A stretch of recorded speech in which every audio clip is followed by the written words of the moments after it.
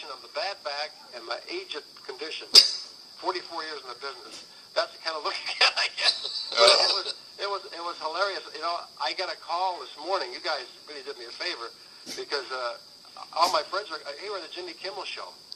I got national. We are glad this happened in a way because it needs a second opportunity to go national. You know, earlier about 6 years ago or so, I was on the Today Show. So now I'm on the Jimmy Kimmel show. I'm on Channel 9 News in the morning. I mean, I got it made. Why does it... Now, this video has not been doctored, has it? Because it looks like your face is moving in slow motion in comparison to the rest of the video. Yeah.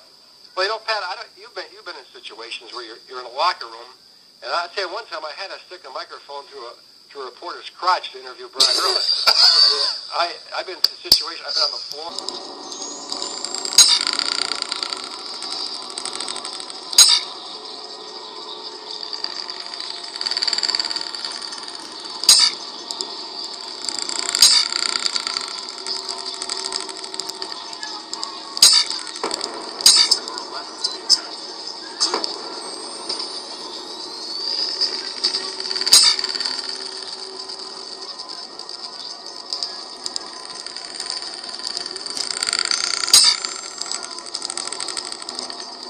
From a different land or a different culture.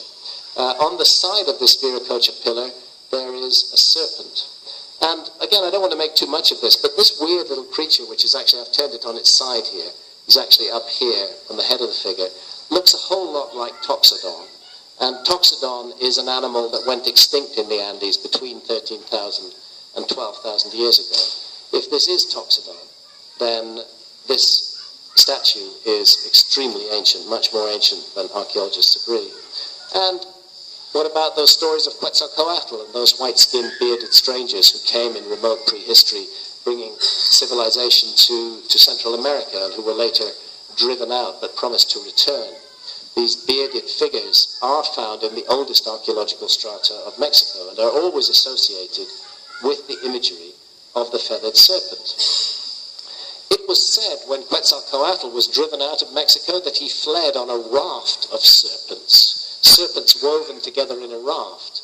And here at Göbekli Tepe, on one of the pillars, we have an image of serpents woven together in a net or a raft.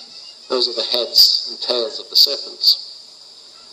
So the bearded figures from Mexico, which certainly do not look at all like indigenous American Indians.